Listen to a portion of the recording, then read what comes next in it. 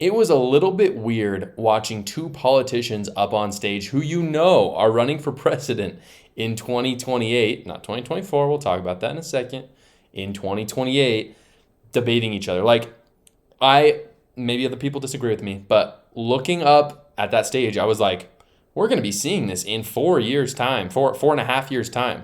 I would have to guess right now, and obviously so much can change, that Gavin Newsom is going to be the Democrat nominee for 2028. And I would be willing to bet that Ron DeSantis is going to be the Republican nominee for 2028 as well. And so watching this debate, it kind of dawned on me. I was like, this is like we're going to see this happen all over again in 4 years. But it was kind of funny to me because I think both of them knew it, and both of them know that they're running for 2028, not 2024. And we're going to talk a little bit about what that means for DeSantis in a second. I got to just give props where props is due. I thought Hannity did a good job moderating this debate. I think it was a fantastic idea of Fox News. Not always a Fox News fan, but this time I was. Really good debate, really good event overall. That's why I'm talking about it. Really quick, before we get into what happened, what I'm going to do is I'm going to break down a little bit about Newsom, break down a little bit about DeSantis, and kind of talk about who came out on top. I do want to talk about our sponsor of this podcast, Gulag America. Gulag America is a premium apparel company. I'm going to put up some of their awesome different products right now so you can look at them. If you go to gulagamerica.com right now and use my code JoshCar10, you will get 10% off all their apparel. They have fantastic patriotic clothing. If you haven't gotten some, your family members who are conservative, maybe even liberal too, if you're trying to like poke fun at them a little bit, this works as a perfect Christmas present. They have hoodies, long sleeves, also works fantastic as those Christmas PJs. So definitely go consider giving them a look. Again, it's at gulagamerica.com. Use my code JoshCar10 for 10% off. Now, talking about Newsom. Again, I'm going to talk about Newsom first. Then we're going to move over to DeSantis and talk a little bit about how he did. Obviously, they're connected because they were the only two people on stage. But I have to say this right off the bat. Newsom is the better speaker between DeSantis.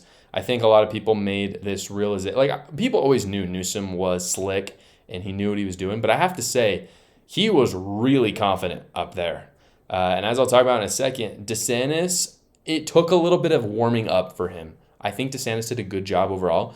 But man, Newsom's ability to just deflect and not answer any of the questions, like, it's stunning. The questions, like, he's presented with facts, statistics, things that are like damning for him, such as the economy in his state, homelessness, violence, like very clear things that everybody knows happening. His ability to just act like they're not happening and turn them is stunning. And I think conservatives should look at that and consider him a real threat for 2028, not 2024, which I'll talk about at the end of this podcast.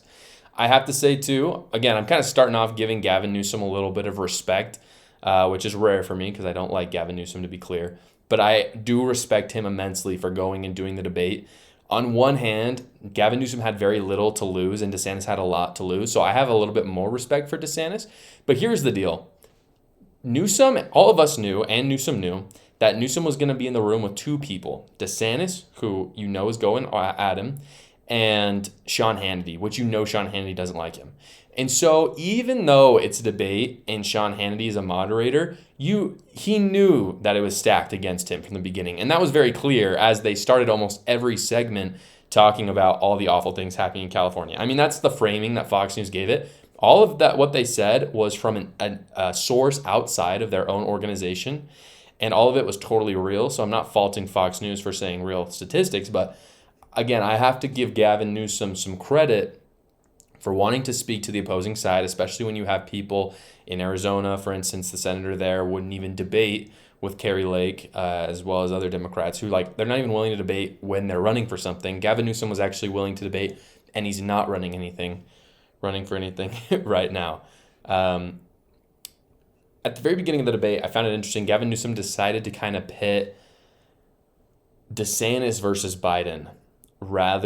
He almost was trying to use Biden as the shield throughout the debate, which I found as an interesting strategy and perhaps one that worked well. Instead of it being a him versus DeSantis, he was really trying to insert Biden and Kamala Harris and be like, I'm just continuing what they're doing.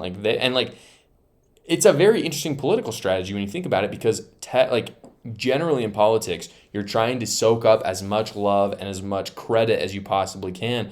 But in this instance, Gavin Newsom is really trying to look unified with his party, and he gave pretty much all the credit. Again, I don't really see it as credit because he didn't have anything good to talk about, but he tried to give whatever credit he was going for to Biden and Kamala and pit them against DeSantis, which was a really interesting strategy and not one that I would have expected. I also have to say it's not indicative of someone who would be running for president themselves in 2024. It is indicative of someone who's running for president in 2028. And so I have to say, I'm a little sick of conservatives, and some of you might cringe at me saying this, but I'm a little sick of conservatives talking about Gavin Newsom running for president. At this point, I am 97%, maybe 98. I'm getting around there. 97, 98% sure that Biden will be the Democrat nominee. And I think it's a little silly to say otherwise. Now, if you want to say that Kamala Harris is going to actually be the nominee, I could get behind that. That's like my other 3%. I wouldn't say that that's like just out of this world, but for people saying like Gretchen Whitmer or Gavin Newsom are going to be the actual nominee, you're absolutely crazy. And the reason why that is because literally in the debate, they asked him, "Are you running?" And he said, "No, absolutely not. I support Biden for president." If anybody runs against Biden, they will lose. I just have no doubt. And conservatives are trying to say that Gavin Newsom is running the shadow campaign. DeSantis said it. I don't know if DeSantis really believes it, but it is like a power. Like, I think it's good for him to say it, even if he doesn't believe it. But man, I cannot disagree more. I do not see the evidence for it in the slightest. It sounds crazy, but I believe that Biden is actually their best shot at beating Donald Trump because at this point, the Democrat Party has been insanely unified. And like it or not, that has been a very effective tool against conservatives in Congress. And I don't see why it'd be any different for the presidential campaign. And rest assured, there's a video coming out Monday for my favorite moments of it, and I'll be playing the clips of this. One of my favorite moments was Gavin did attack DeSantis hard for how much he's losing to Trump in his own home state. That was probably Gavin Newsom's most effective attack. He just basically went in on DeSantis saying that he was losing by 44 points in his own state. That's an effective attack. You have to give him credit for that. He did a good job at kind of hitting DeSantis where it hurts. And again, this is why I brought up that DeSantis has more to lose, because as a presidential candidate, there's just so much that Newsom can say to you that you just can't say back because he's not vulnerable in that same way. Newsom would just not answer a lot of the questions, unfortunately, which I was disappointed to see. Hannity did a good job pushing him on it. DeSantis pushed him on it, but unfortunately Newsom's a really good speaker and kind of got out of it. He would not answer the question on whether or not he would support a third trimester abortion, which I find really interesting because what we hear on the left a lot is, abortion is a losing issue for Republicans. But in reality, what you're seeing is that when Republicans start talking about banning first trimester abortions, Republicans start to lose. And when you see Democrats talking about supporting third trimester abortions, they tend to lose. So what you're finding is that America is much more in the middle. And I don't see abortion as a losing issue at all for conservatives. I just think that their messaging needs to change, and they need to push people like Gavin Newsom on this whole third trimester thing, because 99% of Americans hear about, it's okay to abort a baby the day before they're born, and then after it's immoral, and they're like, that doesn't really make sense.